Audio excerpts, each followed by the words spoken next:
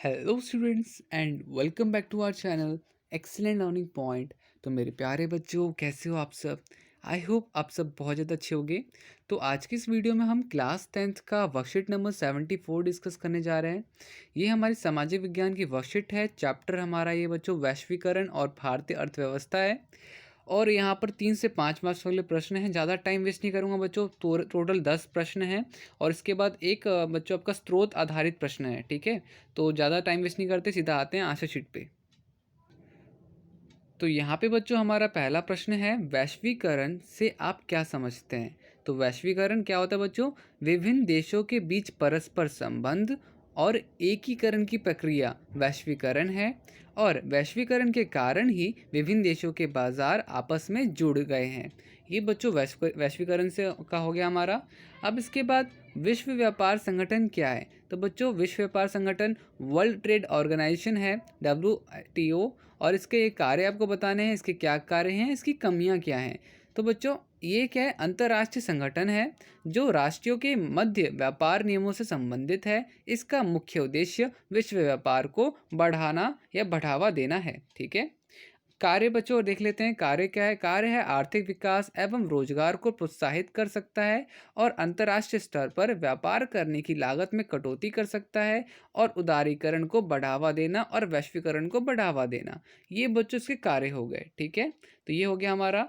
इसके बाद कमियां। कमियां क्या है? विश्व व्यापार संगठन की भूमिका निष्पक्ष नहीं रही है। विश्व व्यापार संगठन विकसित देशों के पक्ष में पक्षपात करता रहता है, ये करता रहा है। ठीक है, ये हो गया बच्चों हमारी कमियों के ऊपर।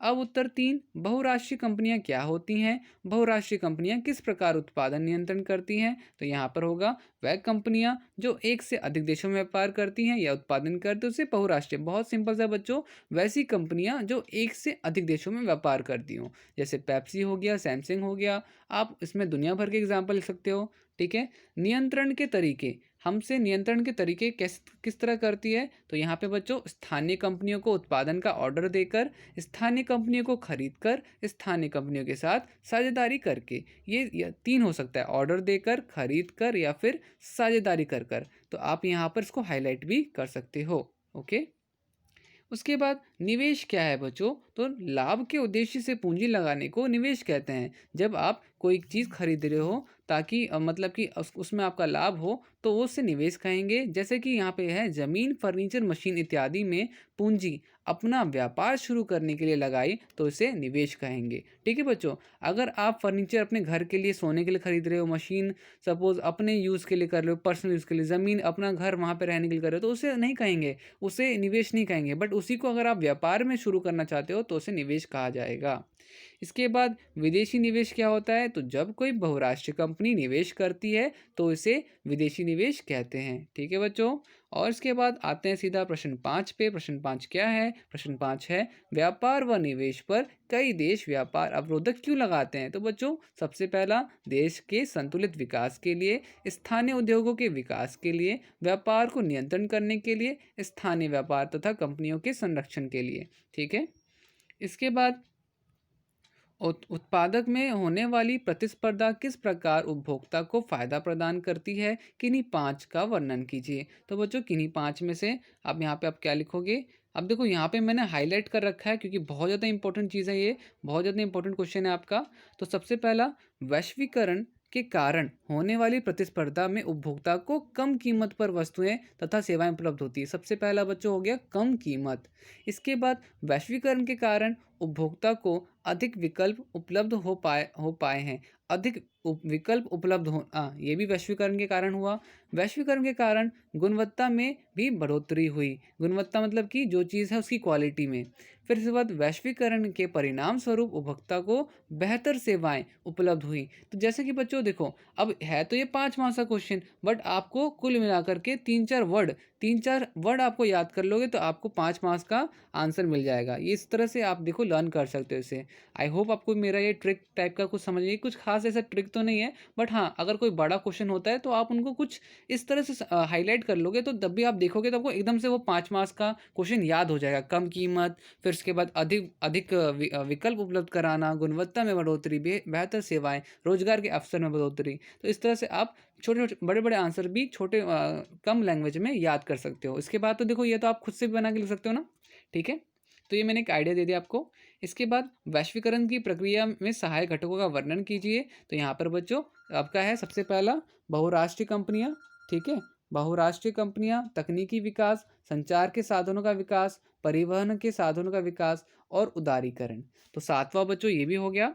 इसके बाद 8वां 8वां क्या है? उदारीकरण की प्रक्रिया को भारत में किस प्रकार अपनाया गया?